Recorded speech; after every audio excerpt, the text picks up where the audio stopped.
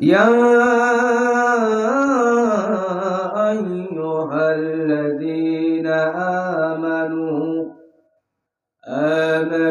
اتقوا الله حق تقاته ولا تموتن إلا وأنتم مسلمون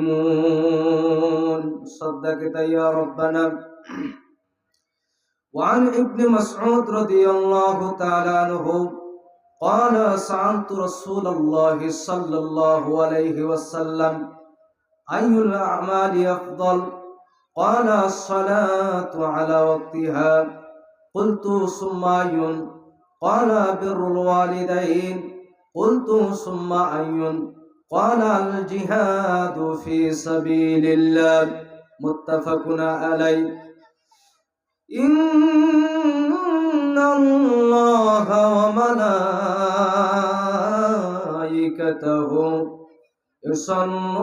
يصلون على النبي يا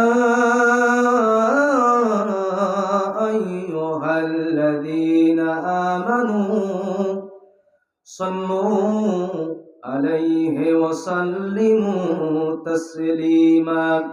আমরা সকলে দরুদ ইব্রাহিম পড়ি। اللهم صل على محمد وعلى آل محمد كما صليت على إبراهيم وعلى آل إبراهيم إنك حميد مجيد. اللهم بارك على محمد وعلى آل محمد كما باركت على إبراهيم وعلى آل إبراهيم إنك حميد مجيد. মুসলিম মোরাবিরের জাতি, মুসলিম মোরাবিরের জাতি, নেই কোনো ভয়।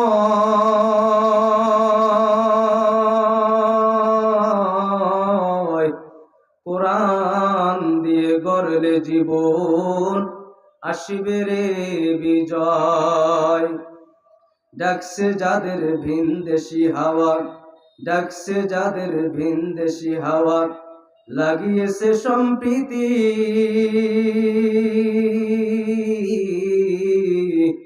যৌবশ তারা দেখেছে কেবল, দেখে নাই শেষ পরিণতি। কে দিল রে গভর্নরে, কে দিল রে গভর্নরে সূর্যি মামার আলো। দেখিলে তারে ভোর হয় ওই পালায় রাতের আলো। কে দিল তোর মুখে হাসি, কে দিল তোর মুখে হাসি, এতই মধুর কথা।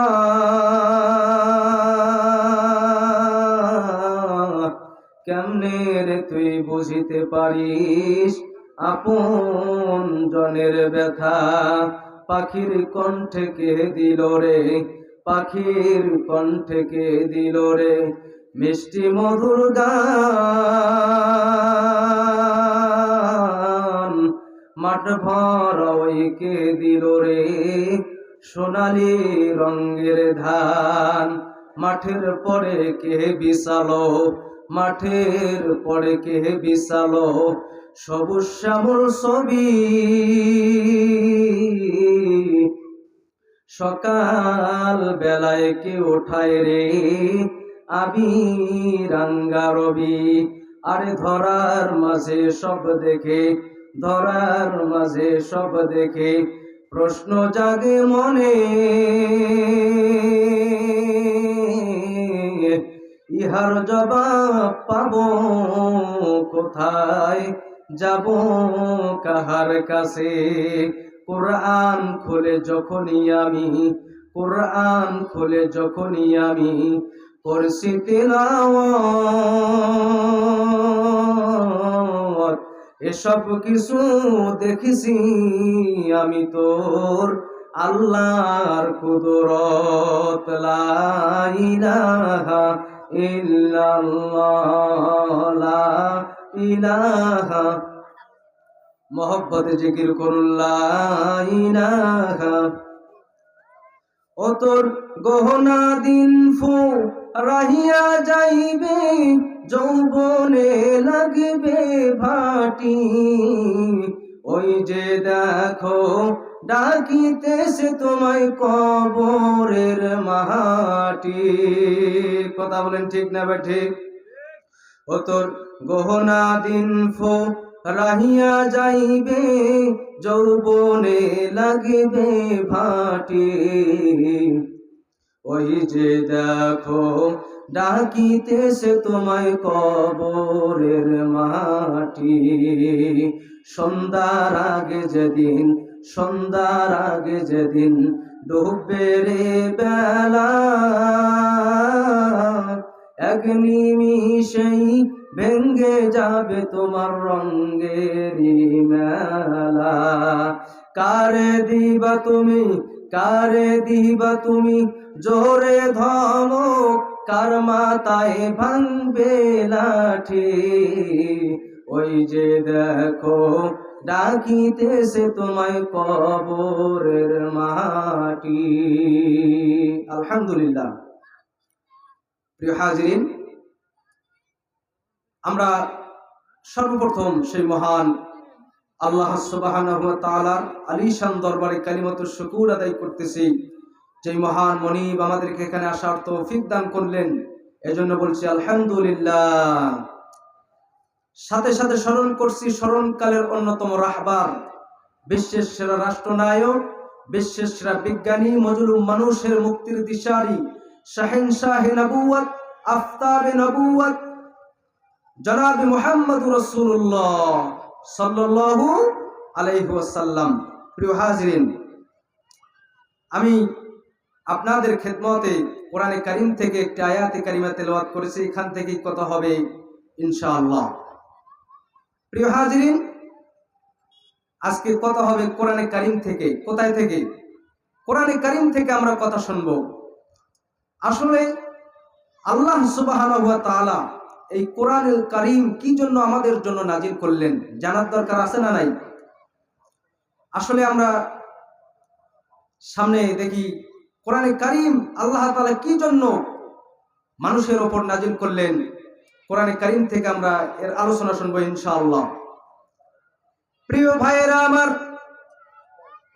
আল্লাহ রাব্বুল আলামিন তাআলা কি জন্য মানুষের ওপর কোরআনে কারীম নাজিল করলেন? আল্লাহ রাব্বুল আলামিন তাআলা তার রাসূল বিশ্ব নবী জনাব মুহাম্মদুর রাসূলুল্লাহ সাল্লাল্লাহু আলাইহি ওয়াসাল্লামকে ডাক দিয়ে বলতেছেন, ইয়া রাসূলুল্লাহ, ইয়া হাবিবাল্লাহ, নবী হে, আমি যে আপনার প্রতি কোরআনে কারীম নাজিল করলাম, কি উদ্দেশ্য করে নাজিল করলাম আপনি কি জানেন? আল্লাহ রাব্বুল আলামিন জানিয়ে দিলেন। আল্লাহ রাব্বুল আলামিন তাআলা বললেন, আলিফ লাম রা কিতাবুন আনজালনাহু ইলাইকা লিতুখরিজান নাসা মিনাল যুলুমাতি ইলান নূর। বলুন আল্লাহু আকবার।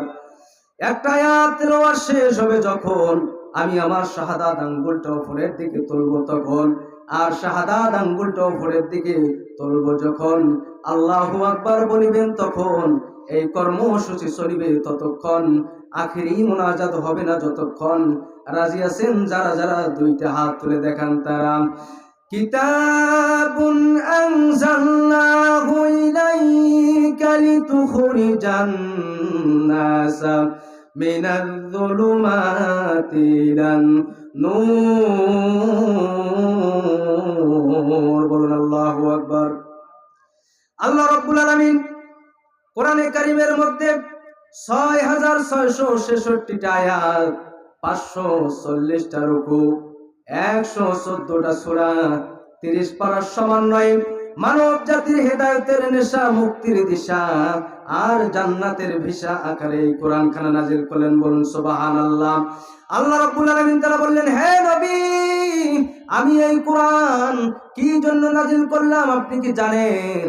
আমি এই কিতাব আপনার প্রতি নাজিল করার একটাই কারণ, সেই কারণটা হচ্ছে যে মানুষগুলো অন্ধকারের পথে আছে, যেই মানুষগুলো জাহান্নামের পথে আছে, সেই মানুষগুলোকে যদি আপনি সেই মানুষগুলোকে তাদের হাত ধরে জান্নাতের পথে নিয়ে আসতে পারেন, সেই মানুষগুলোকে যাতে আপনি আলোর পথে নিয়ে আসতে পারেন, আমি রব্বুল আলামিন সেই জন্য কোরআনুল কারীম নাযিল করেছি। বলুন সুবহানাল্লাহ। তাহলে মানুষ জাহিলিয়াতের যুগের মানুষদেরকে আলোর পথে নিয়ে আসার জন্য আল্লাহ সুবহানাহু ওয়া তাআলা এই কোরআন দিয়েছেন। জাহিলিয়াতের যুগে আল্লাহ রাব্বুল আলামিন যখন কোরআনুল কারীম নাযিল করলেন, যেই মানুষগুলো অন্ধকারের পথে ছিল, যেই মানুষগুলো জাহান্নামের পথে ছিল, আল্লাহ রাব্বুল আলামিন কোরআনে কারীম নাযিল করার কারণে সেই মানুষগুলো জাহান্নামী মানুষগুলো জান্নাতি মানুষে পরিণত হয়ে গেল। বলুন সুবহানাল্লাহ। তাহলে এই কোরআনের কাছে আসলেই চরিত্র সুন্দর হবে। কথা বলেন ঠিক কিনা? এই কোরআনের কাছে আসলেই আপনার পারিবারিক জীবন সুন্দর হবে, আপনার সামাজিক জীবন সুন্দর হবে, আপনার অর্থনৈতিক জীবন সুন্দর হবে, আপনার রাজনৈতিক জীবন সুন্দর হবে, আপনার আন্তর্জাতিক জীবন সুন্দর হয়ে যাবে। বলুন সুবহানাল্লাহ। তাহলে এই কোরআনের কাছে আসার কারণে মানুষের চরিত্র ভালো হয়। আজকে আমাদের দেশের যুবকদের চরিত্র একেবারে শেষ। আজকে যুবকেরা গান বাজনার দিকে তাদের মনোবেশনিত করে ফেলেছে। আজকে যুবকেরা গানের দিকে তাদের আকৃষ্ট হয়ে গেছে। আজকে কোরআনের কাছে ফিরে আসতে হবে। ও যুবক ভাই, কোরআনের কাছে ফিরে আসো, তাহলে তোমার সম্মান বাড়বে, তোমার এই জীবনটা সুন্দর হয়ে যাবে। কথা বলেন ঠিক কিনা? আজকে আমাদের দেশের যুবকেরা তাদের চরিত্র শেষ, তাদের যৌবন শেষ। একমাত্র কারণ, সেই কারণটা হচ্ছে তারা অশ্লীলতার দিকে গেছে, তারা হিন্দি গানের দিকে গেছে, তারা ভোজপুরি গানের দিকে গেছে, তারা ডিজে গানের দিকে গেছে। কথা বলেন ঠিক কিনা? গান শোনা কি মুসলমানের জন্য জায়েজ হবে? আল্লাহ রাব্বুল আলামিন তাআলা বলেছেন, وَمِنَ النَّاسِ مَن يَشْتَرِي لَهْوَ الْحَدِيثِ لِيُضِلَّ عَن سَبِيلِ اللَّهِ بِغَيْرِ عِلْمٍ। আল্লাহ রাব্বুল আলামিন তারা পরিষ্কারভাবে এখানে গানকে হারাম করে দিয়েছেন। তাহলে আল্লাহ রাব্বুল আলামিন গানকে ডাইরেক্ট হারাম করে দিলেন, সেই গান আজকে মুসলমানদের পকেটে পকেটে আছে না নাই? ও যুবক ভাই, তোমাকে ফিরে আসতে হবে কোরআনের কাছে। দুনিয়ার সমস্ত গান বাজনা বাদ দিয়ে কোরআনের গান তোমাকে গাইতে হবে। কথা বলেন ঠিক না বেঠিক? ওরে ও নওজোয়ান, তোমরা তো মুসলমান। ওরে ও নওজোয়ান, তোমরা তো মুসলমান, তবুও গাও কেন, তবুও গাও কেন ভিনদেশীদের গান? ও মুসলমান, তোমাকে গাইতে হবে আল কোরআনের গান। ও মুসলমান, তোমাকে গাইতে হবে আল কোরআনের গান। পহেলা বৈশাখে গানেরই আড্ডাতে, পহেলা বৈশাখে গানেরই আড্ডাতে, সিঁদুর পরে রমনা বটতলাতে, কেন গাও তোমরা, কেন গাও তোমরা ভিনদেশীদের গান? ও মুসলমান, তোমাকে গাইতে হবে আল কোরআনের গান। ও মুসলমান, তোমাকে গাইতে হবে আল কোরআনের গান। ভালোবাসা দিবসে মনেরই হালতে, ভালোবাসা দিবসে মনেরই হালতে, নীরবে নির্জনে প্রেমিকার কাছে বসে, কেন গাও তোমরা, কেন গাও তোমরা প্রেম প্রীতির গান? ও মুসলমান, তোমাকে গাইতে হবে আল কোরআনের গান। ও মুসলমান, তোমাকে গাইতে হবে আল কোরআনের গান। তাহলে প্রিয় হাজিরিন, মুসলমান যুবকদেরকে কোরআনের কাছে আসতে হবে। কোরআনের কাছে আসলেই চরিত্র সুন্দর হয়ে যাবে। বলেন আল্লাহু আকবার। এই কোরআনের কাছে আসার কারণে মানুষের চরিত্র সুন্দর হয়েছে। হযরত ওমর ইবনুল খাত্তাব, তিনি অন্ধকার যুগের মানুষ ছিলেন। আল্লাহ রাব্বুল আলামিন তাআলার কোরআনে কারীমের কাছে আসার কারণে তিনি জান্নাতি মানুষের মধ্যে পরিণত হয়ে গেলেন। বলুন সুবহানাল্লাহ। অনেক ইতিহাস আছে প্রিয় বন্ধুরা।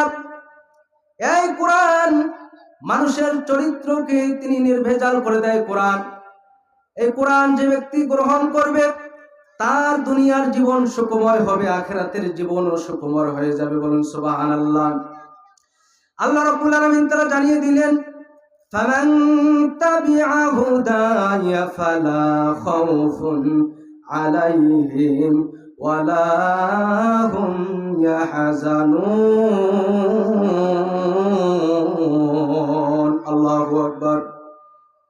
আল্লাহ রাব্বুল আলামিন তারা বললেন, আমি যে কিতাব দিলাম, আমি যে হুদা তোমাদের কাছে নাজিল করলাম, এই হুদার অনুসরণ যারা করবে, এই হুদা অনুযায়ী জীবন যারা পরিচালনা করবে, এই হুদা অনুযায়ী যারা সামাজিক জীবন পরিচালনা করবে, রাষ্ট্রীয় জীবন পরিচালনা করবে, রাজনৈতিক জীবন পরিচালনা করবে, তাদের দুনিয়াতে কোনো ভয় থাকবে না, আখিরাতেও কোনো ভয় থাকবে না। বলুন সুবহানাল্লাহ।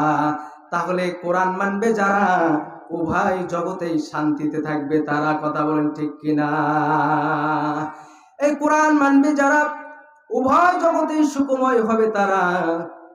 এজন্য কবি বলেছেন, মুসলমান সব এক হয়ে যাও, কোরআনের কাছেতে জীবন গড়াও।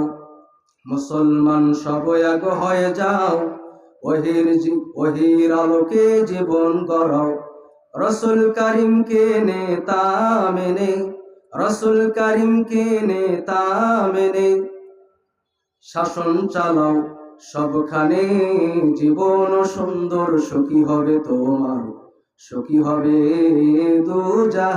দুজাহান। জীবন সুন্দর সুখী হবে তোমার, সুখী হবে দুজাহান। কথা বলেন ঠিক না ঠিক? তাহলে প্রিয় হাজিরিন, এই কোরআনকে মানলে, এই কোরআন অনুযায়ী জীবন করলে আপনার কোনো ভয় থাকবে না, আপনার কোনো চিন্তা থাকবে না। ডাইরেক্ট আল্লাহ রাব্বুল আলামিন আপনাকে জান্নাতের মধ্যে দাখিল করিয়ে দিবেন। বলুন সুবহানাল্লাহ। আর যারা কোরআনে কারীম থেকে দূরে সরে যাবে, কোরআনে কারীম যারা মানবে না, তাদের শাস্তি কি হবে, তাদের অবস্থা কি হবে, আল্লাহ রাব্বুল আলামিন তাআলা জানিয়ে দিলেন। ومن أعرض عن ذكري فإن له معيشة ضنكا ونحشره يوم القيامة أعمى। আল্লাহু আকবার। আল্লাহ রাব্বুল আলামিন তারা বললেন, এই আমার এই জিকিরকে যারা ভুলে যাবে, জিকির মানে হচ্ছে কোরআনুল কারীম, এই জিকিরকে যারা, এই জিকির থেকে যারা মুখ ফিরিয়ে নেবে, আমি রব্বুল আলামিন তার দুনিয়ার জীবন করব সংকুচিত। তার দুনিয়ার জীবনে কোনো সুখ থাকবে না, কোনো শান্তি থাকবে না। কথা বলেন ঠিক না বেঠিক? প্রিয় ভাইয়েরা, আমরা গত 15 বছর যাবত দেখেছি যারা কোরআনে কারীমকে সহ্য করতে পারে নাই, এই কোরআনের বিরুদ্ধে বিভিন্নভাবে মামলা দায়ের করেছে, আলেমদের বিরুদ্ধে বিভিন্নভাবে মামলা দায়ের করেছে। আল্লাহ রাব্বুল আলামিন, মনে হচ্ছে যেন আল্লাহ রাব্বুল আলামিন এই 5 আগস্টের মধ্যে আল্লাহ তাআলা এই আয়াতে কারিমা নাজিল করেছেন। আজকে দেখেন, কোরআনকে যারা সহ্য করতে পারে নাই, আজকে তার